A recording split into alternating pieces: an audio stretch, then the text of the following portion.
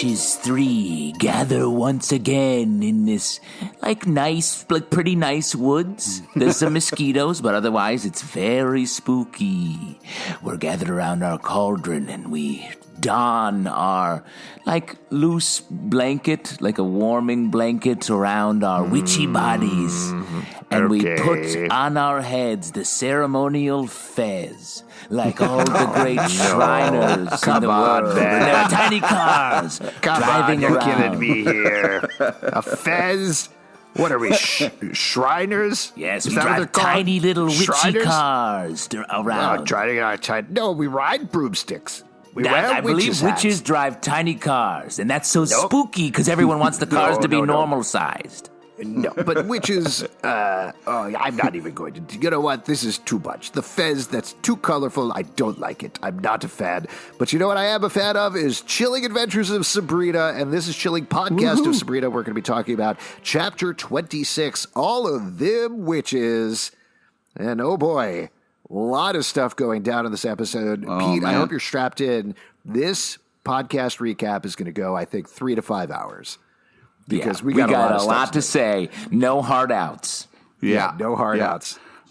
Just kidding. Pete, you gotta catch one of those tiny cars out of town, right? So we gotta get through this one. Yep. Yeah, exactly. Pete. And when are you going to do the part where we all say our names? We didn't do that part yet. Oh, I'm Alex. We cut it for time. I'm so sorry. I'm Justin. What's your name, I'm Pete? Oh, okay, great. And that's Justin over there. Great. So let's get into the recap, which I outlined a recap here of what's happened so far. This will take, I think, I want to say 2 hours of the running time. So let's. You're wasting time. You're wasting time. I will say, I wrote down the recap for this, and I was like, want to keep it short and tight. Nope, can't do that. But here we go. The Church of Night is under attack from evil carny pagans who are also old gods, some of them. They've given 3 days to the Church of Night to convert or die, though we found out that mainly the pagans at Carcosa's carnival want their blood, and that's it. For their green man that they're going to water on the ground. In order to combat them, the Church of Night called in a bunch of hedge witches, including a child-eating witch named Grilla and Madame Mambo, a voodoo priestess from New Orleans whose name I got wrong last episode. Just ignore that. I'm sorry. Unfortunately, these witches at the end of the episode also threatened to kill everybody. Meanwhile, Lucifer, the former leader of Hell, is trapped in the flesh acheron of Father Blackwood and slightly less powerful than usual, but he's still manipulating things behind the scenes, including tricking Harvey Kinkle and his jock buddies into attacking the carnival, at which point Circe, one of the carnies, turned the jocks into pigs. Also no longer human, Roz, Harvey's girlfriend, has been turned into a statue by one of the carnies, and most importantly, Dorcas, the main character of the show, has been turned into a statue as well. Oh, that's tragic. I know she does so much this episode. This is a big episode for Dorcas. I'm very excited to break that all down. Also, Agatha, her sister, was driven mad by the great god Pan, who's another one of the carnies. Luckily, the humans have an ace in the hole, Robin Goodfellow, who is with the carnies but seems to be falling in love with Theo, Harvey and Roz's friend. And now the witches, back to them for a second, are having a harder time of it, though. Aunt Zelda is struggling to keep control of the coven as their power wanes, and Aunt Hilda is slowly turning into a spider person, and not the cool kind of spider person, thanks to a curse from Circe. Also, her boyfriend, Gaeta from Battlestar Galactica, proposed to her, and she's accepted, which was very nice. Dr. C. Now, this is probably a good point to mention. There's another character in the show. Her name is Sabrina Spellman. She's a cheerleader by day, queen of hell by night, but is lax in her duties all over the place. Last episode, she finally freed her boyfriend, Nick Scratch, from the influence of Lucifer, but he broke up with her anyway. Meanwhile, she's on a very sporadic quest for 3 unholy regalia, challenged by a sexy wet dirt man named Caliban. They've each found one of the items, so it all comes down to this. But not this episode. Maybe next episode. They mention it briefly as something they should get back to. Right. But they don't have time. Too much going on in the show. Finally, there's Miss Wardwell, a teacher at Sabrina's school, whose identity was stolen by Lilith, Lucifer's former queen. Lilith found out last episode that Lucifer was on the Lucifer. Oh, boy. Good. Yeah, pause for reaction. Approve. Retweet. Like and retweet. Thanks, man. She got nervous because he's probably going to kill her. Also, there's Ambrose, Sabrina's cousin, who is good at research, and Prudence, Dorcas, and Agatha's sister, who is dating Ambrose and has 2 siblings trapped in a dollhouse. And now, an all-new Chilling Adventures of Sabrina. Wow, nice job, buddy. Nice job. Thanks, man. That is the recap of what's previously happened. The recap of what happens in this episode is 2 to 3 times as long. Oh, man. Yes, a lot of stuff happened. Including random weird witches. Random weird witches. I do want to ask, as we've been asking every episode, have we reached the point where it is too much? And I'm going to say no. Nope. Yeah, no, not even close. Yeah. What I love about this season and this episode specifically is there's just enemies everywhere. There's bad shit happening to everyone from every corner. At all times. Yeah. Which I love because, as we talked about in the last episode, season 1 was all about them versus Lucifer, which feels like, well, end of the world Antichrist is probably as big as you could go. And this season, this first part is like, nope, can go bigger than that, actually. Yeah. So as we mentioned, the witches are pretty upset that they were summoned, but Zelda assures them that they're all in trouble. The great god Pan and the Gorgon are here. Now, this is something that I wanted to ask about because the carnies are the old gods, but to me, they kind of seem like the Olympians a little bit. Like it seems to be coming from Greek and Roman myths. Yeah, but it doesn't seem specific. I mean, it doesn't seem specific to anyone, so it's sort of like a general wash of older gods. Right. It's like the gods came back from college and were like, yo, we're different now. Yeah. We also get the witches. A funny thing to me about this episode is we know Grilla, we know Madame Mambo. There's like 13 other hedge witches there, and they only very briefly mention 1 or 2 of them. We find out about Pesta, who basically is like gross and likes to poison things. And later on, we find out about Sycorax, who I think Ambrose is like, oh, you're a sea witch, right? And she's like, no, I'm a river witch, and I like to drown things. Yeah. Let me throw this out, which maybe has nothing to do with anything, but Sycorax is the name of, in The Tempest in Shakespeare, is the name of Caliban, the character's mom. Oh. Who's a witch. Uh-huh. So Caliban that's weird. In the show. It's weird that why choose that name and also have Caliban? Well, I think they definitely could be connected. At the very least, they're just throwing in a lot of Shakespeare stuff here, which seems like the very typical, in the best way, Roberto Aguirre Acosta throw everything in a blender type thing, both on Riverdale and here on Sabrina, where you got Robin Goodfellow as well from Midsummer Night's Dream. So same as they're not exactly Olympians or from the Greek myths, I think it's the same sort of thing where it's like, here's some Shakespeare stuff. Let's throw it. Could be. I do think Robin Goodfellow is a good name for that character, though, because he is sort of a chaos. He switches sides. He's just out there causing mischief. So I'm curious to see if that means anything, but I thought it was a weird fact. This is also the second episode where they mention going to Riverdale. It is. We'll get there in a moment. Zelda tells the witches they need to unite or die and appeals to Grilla. And Grilla's like, do you have any gin? And that's the thing that wins them over, which is very nice. Witches love booze. Hedge witches party, dude. Yeah. Do you drink straight gin? Because that's a little much. That's the healthiest thing to drink. You can always tell someone's in a good place when they're drinking warm, straight gin. Now, after this, we get to the most important question in the episode that I think we're all going to have to weigh in. And Dr. C and Hilda are hanging out, and they argue about Munsters versus Adam family, which leads into Dr. C very briefly seeing Spider Hilda. But where do you fall, Munsters or Adam family? I agree with Hilda on this. Munsters. Monsters. Really? No, yeah. For me, No it's question. Adam's family all day, day. What are you talking about? Yeah. Have you ever read Charles Adams' original cartoons? They're great. They're absolutely great. Oh, They're don't talking pull the specifically research about card the on TV us. shows, though. They're comparing the TV shows. Sure, but I think I have more affection. Monsters was like, I don't know, here's a bunch of fucking monsters or whatever. Here How we go. dare Adam's The family original has- Munsters wood carvings, Alex, are excellent. How Are they? dare you? Wait, where do you fall, Justin? Monsters or Adam's family? I honestly, I guess it would have to be Munsters. That's the one I watched more. Really? They played it on reruns on TV in my little country town. It was like, let's roll more Munsters for people. Yep. I don't know. Go back, read the Addams Family cartoons from the New Yorker, And then you'll see what I'm talking about. We're not talking about that at all.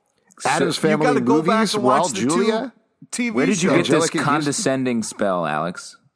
Yeah. Not talking about the recent Addams Family movie, though, because fuck that shit.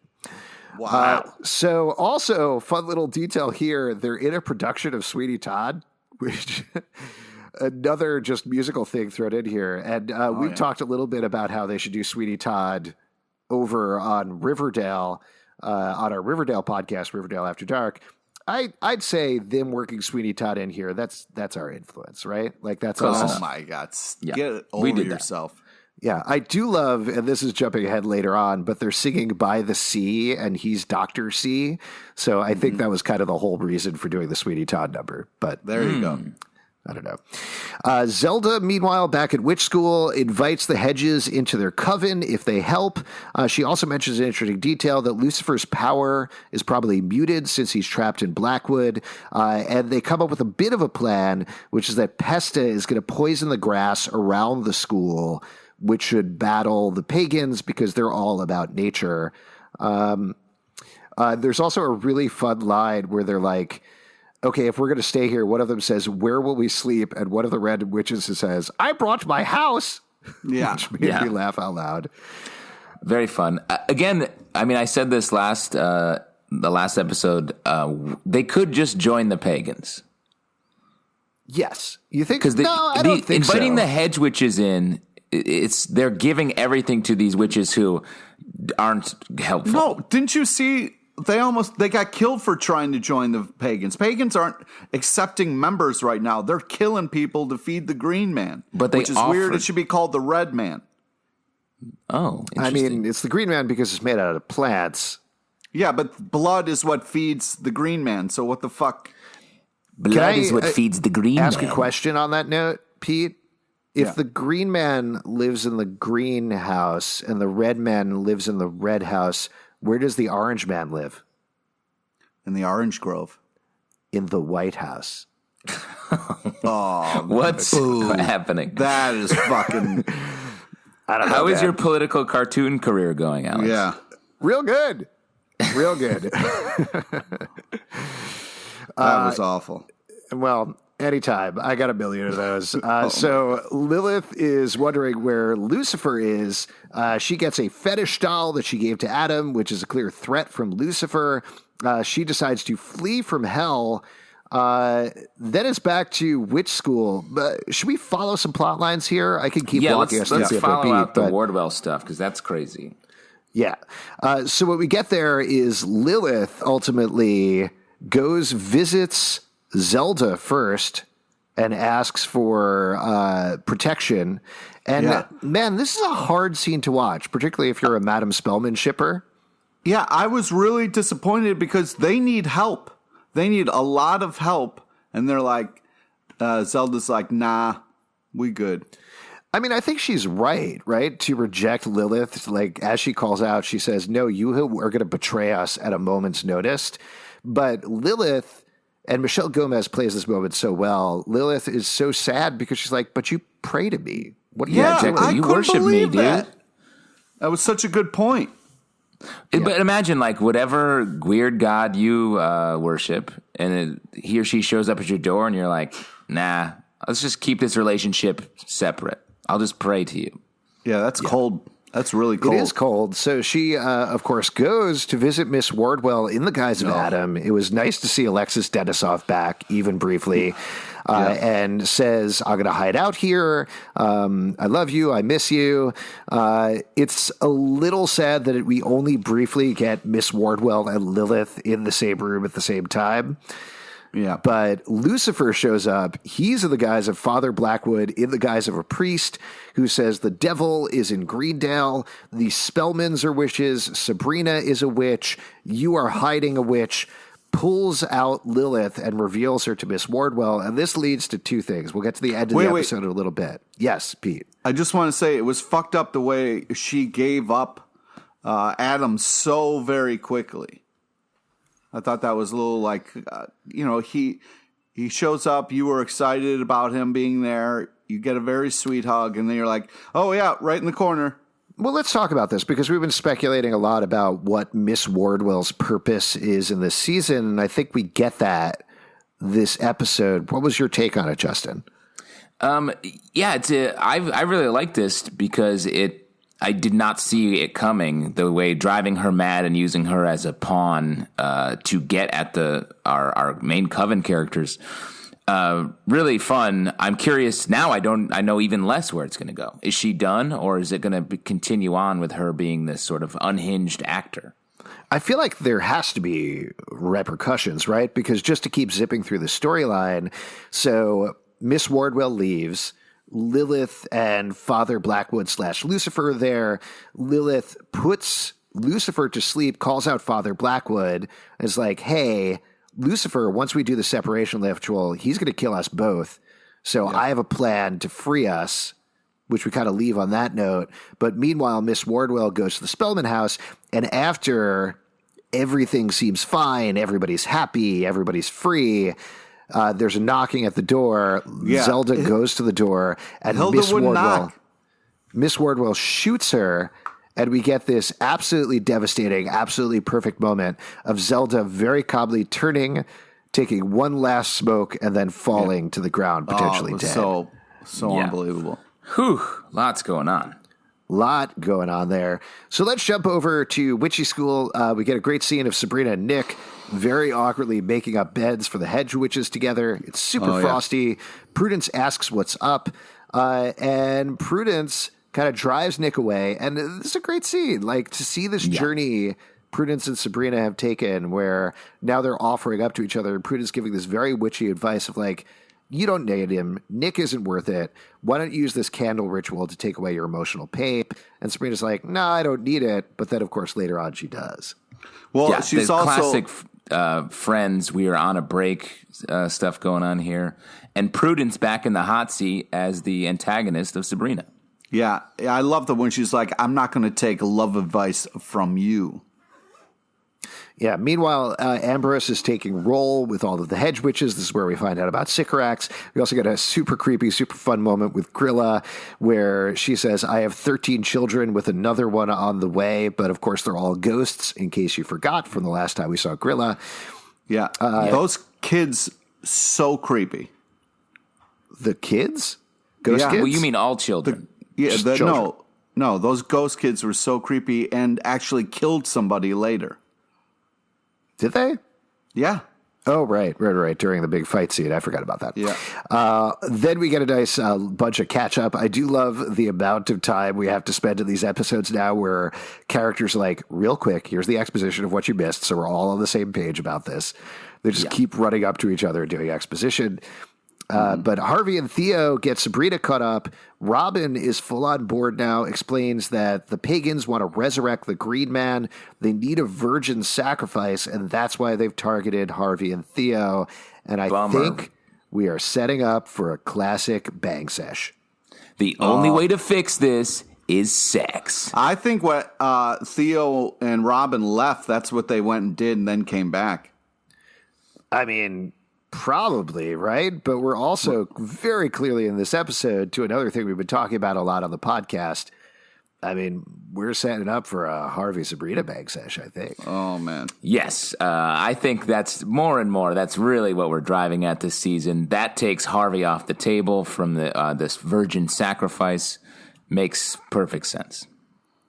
I mean, everything in this episode is like, Roz and Harvey are not meant to be. Sabrina is single again without Nick.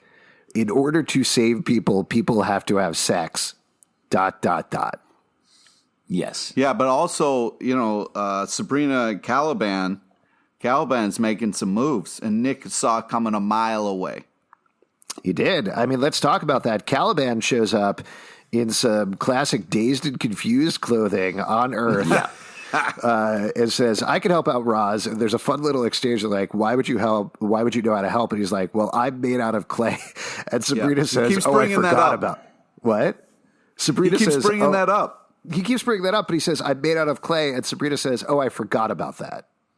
Which is like, there's so much going on. She forgot that her main rival right now is made out of clay, which is hilarious. Well, and what does that mean? That means like the clay is gonna become important later? I think clay so. Recognize clay, man. Yeah. I also think it's going to be a lovely like ghost scene of Sabrina and hooking up with Caliban, where he's mostly clay. Ghost scene? He's the pot. Movie Ghost. With He's the pot that she's going to be Yeah. spinning. Yeah. Wow. Do you think like his never mind. No, I don't. No, Alex, finish with just text me what you were just thinking. Okay. Do you think Sabrina is going to literally smash that dick? Said. Thank you. Hold on, I'm getting a text. You said Sabrina? Yeah. It's a weird misspelling. Who's Sabrina? Autocorrect. It was autocorrect. My bad. Yep. Smash that dick. Yep. That's what I think's going to happen too. Great. It says great use of technology, guys. It says Justin read that text, but he hasn't responded yet. Huh. All right, well, we'll see what happens. Guys, we're doing an audio podcast right now. Could you stop texting each other? No. We got to stay in touch. So Harvey's dad calls him into the house. Snake Lady approaches, which we find out later is to break Roz, which is horrifying. As we mentioned, let's follow the Hilda Dr. C stuff because that's also loops back in, but it's pretty much separate. And heartbreaking. So Hilda and Dr. C are singing by the sea, and then her glamour slips. Revealed she's a horrible spider person, a.k.a. Andrew Garfield. And then, sorry, man, it's true. No, he was actually a very good spider person. Just his movies were bad. That's a good call. The rest of that storyline is very sweet, very sad, but also very horrifying. As Hilda reveals, there's no helping it. Nothing can happen. She's going to die as a spider person. She just wants to spend her last moments with Dr. C. And he's like, is there anything you want? And she says, well, I'm a little tired of eating flies. There's actually a diner over in Riverdale that makes the juiciest hamburgers and the best milkshakes. Why can't you just say Pop's Diner? Why can't you plug it? Because it's a different diner. There's another diner in Riverdale that makes the juiciest hamburgers and the best No, shakes. there is not. There are other diners in Riverdale, Pete. Yeah. It's Pop's. It is not possible. Pops is usually half empty. People need to eat, and Riverdale's a big town.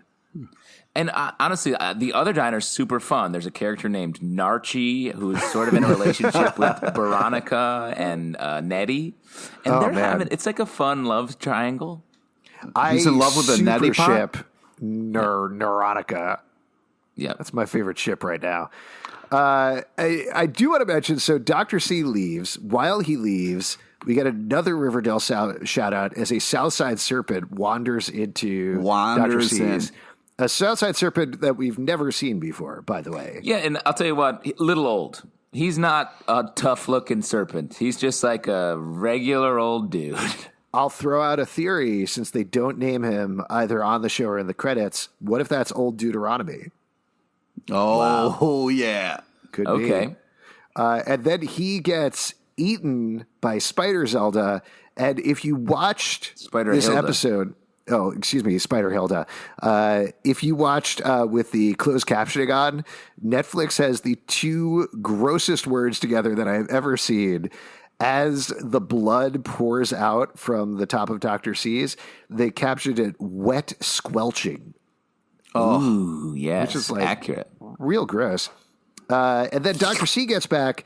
Of note, he clearly only brought like 3 milkshakes and no burgers or fries or anything like that. No, he had a bag. He had a bag too. Did he have a bag? Yeah. Okay. All right. Well, he drops the milkshakes because he sees the entire room has been spidered up. There's webs everywhere. Hilda reveals, she's like, oh, turns out I just was really hungry, needed some blood.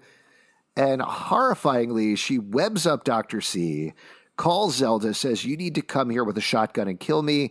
And we get another awful scene of Zelda being like, I can't shoot you. You're my sister, Hildy. She's like, no, you have to do it. At which point Zelda has an idea, shoots her, kills her, and buries her in the cane pit. And Like she's that's done where before. Smart. which is super smart. I love that. We haven't talked about the Cade Pith this entire part so far, but she's like, that'll bring her back from the edge of being a spider. And that's where we leave Hilda at the end of the episode. Yes. So let's go back, talk about what's going on. She was going to make some spider babies, she also said. Yes. Yeah. Do you think she's still going to make spider babies? I mean, that'd be fun if instead of a child, she just had like 100 spiders. Mm-hmm. And what do you think about Dr. C? I mean, what's going on with him? Is he dead Dr. at this C point? is in a cocoon. Hopefully Hilda remembers that and goes back and rescues him. He could suffocate in that thing. He Well, could become a remember, though, butterfly. He's a monster as well. Isn't he? He's an incubus, Succubus. right? Yeah. Yeah, that was something. Did they solve that problem?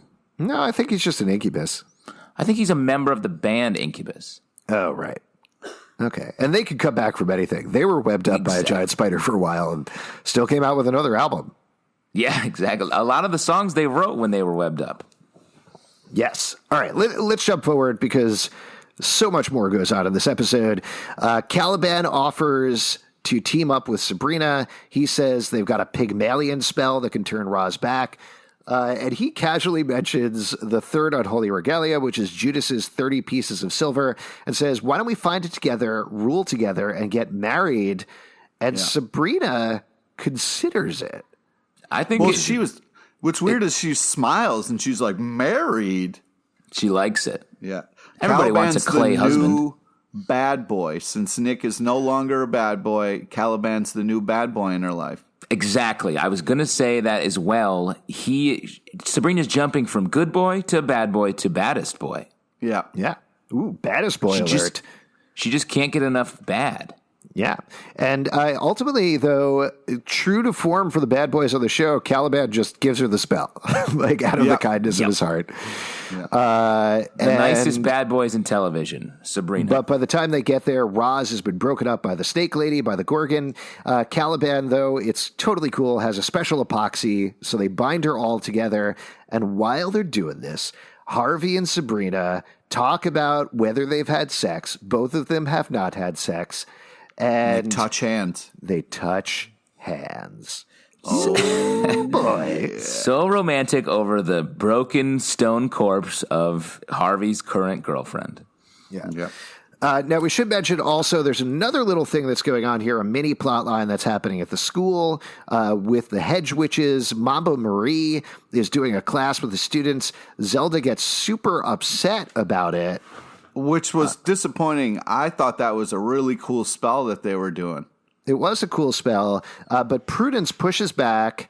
Mambo Marie shakes hands, explains Prudence invited her. She didn't even come with the call. She's coming to help them stop the old one. She has a destiny, and Zelda agrees to let her stay. Now, do you think she did like a little bit of a spell when she touched Zelda? Because it was like as soon as she touched hands with her, she started to kind of like smile and relax, and I felt like maybe something happened there. Yeah, it could be CBD oil. Oh, Probably. Smart. So back to the humans. They go to their human school, to the first spot where Harvey and Roz kissed. And Caliban explains the spell is they needs to kiss her with true love's kiss, and then he can never kiss her again. They pray to Aphrodite. He kisses her, and nothing happens. I'm so happy about this because I was worried. I was like, oh, you can't just... You know how mad Roz would be if she come back to life and was like, hey, what do you mean I can't kiss you? Wait, you're happy about this? But that means that Roz isn't Harvey's true love. No, I'm happy about they're going to maybe grow beyond that and still say solid. It's because Sabrina is Harvey's true love. Yeah, whatever, but you Alex, know, you say Sabrina's that in like love with a you're bad a boy gossip again. columnist in the school. Hey, here's a little item. Which half which is still holding a candle for a certain kinky man who goes to Baxter High? I'll never tell, but it's Harvey and Sabrina. Oh, man. Nice. I think it's crazy the way how poorly they reassemble Roz's corpse. Just a bunch of cracks in her and stuff. I mean, she's fine by the end of the episode, but they're like, look, we're done. We assembled her. And it's like, her nose is missing. it's crazy how It is crazy. just It's a big bag of rocks. But they do come up with another plan, which is Robin thinks maybe Cersei can do it because he's like, well, if we could turn people into pigs, surely she could bring statues back. That's how powers work. Also, Nick, as we mentioned, thinks Sabrina is into Caliban. Sabrina. What? What did I say? You said Sabrina. Listen, man, I'll pronounce things however I want. I don't care. We don't have time. Okay. You got to get out of here, right? You got to jump on your tiny car and jet out of here. So stop mentioning my pronunciation on things and let me just go. You left so off Sabrina on Sabrina. lays into him. She lays into him. Prudence loves it. Yeah. And I think this is the first moment to me where Sabrina is really starting to own her queenly nature. Yeah, I mean, she is definitely this whole episode. She feels like she's like sort of over everything. She's like fine, just like moving through all of her breakups. Doesn't care. She's a little numb to everything. Though she's the most excited is when she's just giving out wine. Later on, I did really love like her kind of snapping at Nick and then doing that kind of like power turn and walk away. But it did feel like, he deserved most of it. But at the end, she almost liked it a little bit too much. Yeah. And when like later they run into each other in the hallway and he's like, sorry. And she's like, me as well. And then he was like, for what? And I thought that was kind of cool of Nick to be like, yeah, you have nothing to be sorry for. I deserve that, Yeah. Yeah. So at this point, Caliban goes back to hell. We're done with him for the episode. Sabrina and Ambrose, as you mentioned, get the hedges drunk on wine. And her plan, as usual, is to just barrel forward. She's like, why don't we not wait? Let's go mess up the pagans. And Sabrina, and this is badass, goes to the carnival with Salem and with finger guns. To pieces. She's just got finger guns. Rips them to pieces, powered up by all the hedge witches. I love this. This was great. Such a good sequence. And you can see Sabrina getting a little drunk with power throughout the course of this. Yeah. But it's one thing I want to say, I found that Dorcas was just super interesting and active in this episode. Really textbook Dorcas. I couldn't agree more. Thank you. Welcome to Dorcas Hive. I think I mentioned this to you before, Justin. Pete and I do a separate podcast called Dorcas Dish. You're welcome on anytime. That's really, I'd love to do it. And as I said last time, the podcast is 30 to 40 seconds each episode to get into how active of a character she's in. It's much longer. Yeah, it's like let's jump into it because Cersei encounters Salem. They grab her, bloop Cersei back to the school. She's like, no, I'd never do this. And then relents and turns Dorcas and Roz back. I was so worried about Dorcas in particular, but she's back, and she is going to bring the final Dorcas fight was to the pagans. She was stoned through the whole episode. She was. Oh, I didn't I thought she was just doing her usual acting self, just like being herself. Oh, man. You are Has she been stoned for a couple seasons so far? Nope, she's back, and just in time. Robin also tells Cersei to turn the boys back from pigs. Prudence wipes their mind, so everything is back. This is another thing. I was watching this whole episode with the subtitles on, and they never have done this before as far as I can tell.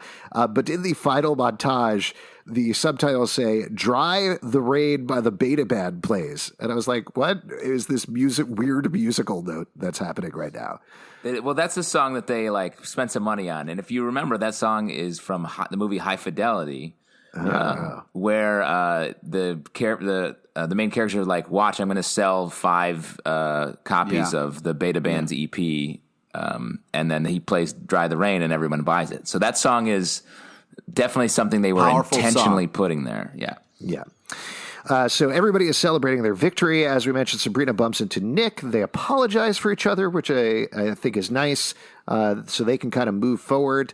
And then we get another neat thing. We didn't mention Prudence's siblings at all the episodes, but they set it up so Madame Mambo is going to teach Prudence's siblings and try to break their brainwashing, which certainly sets up something going forward, I think. Yeah. And then we get another big scene for the shippers here. Sabrina is making the separation candles. She's planning on doing it with Nick, but Salem goes, wow. She's like, what? Harvey, what are you talking about? Yes, Pete. seeing Salem was so great in this episode, where it was just Sabrina and Salem going to attack the carnival. It's so great to see Salem back, because it bothers me when they don't address her for a couple episodes. The cat?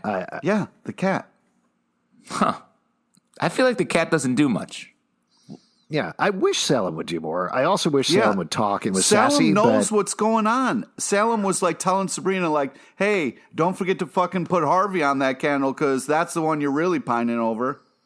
Do you think we'll ever get sassy Salem, like talking at any point? No, maybe. And I like that we don't have that.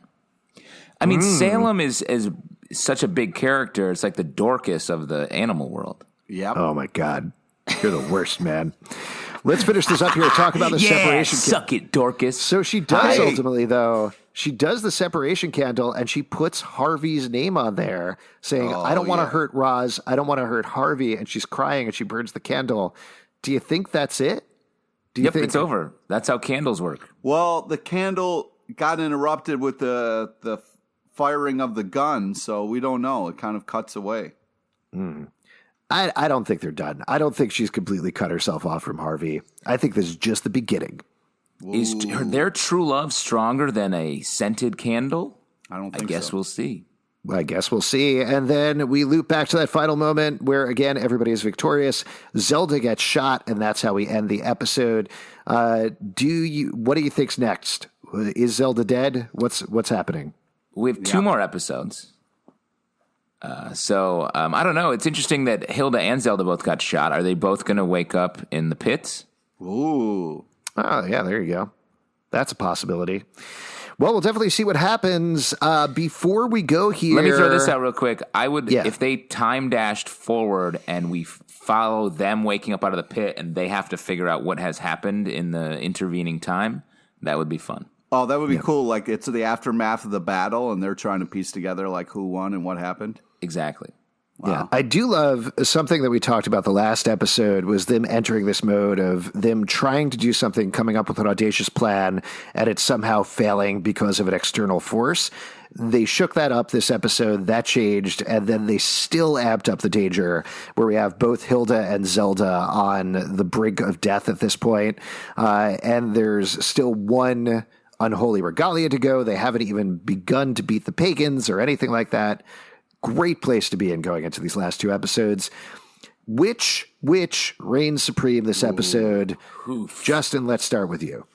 That's a tough call in this episode. I mean, I'm going to go with Sabrina in this episode. Oh, damn it. Really coming into her own power-wise. She's separating herself from all the other witches as the only one that can, like, just keep moving without letting anything stop her. Great episode for her. That's it. And Caliban, I also thought had a strong episode. Yeah. You can't do 2, you motherfucker. There's just a side note. And don't you dare tell me I can't do 2. That's like literally your whole thing. Yeah. Pete, what about you? Which reigns supreme? I got to go with Salem. It's nice that Salem was back. Super missed it. If I had to choose a second one, I would say the voodoo priestess was also fantastic in this episode. Madame Mambo. Yep. Great.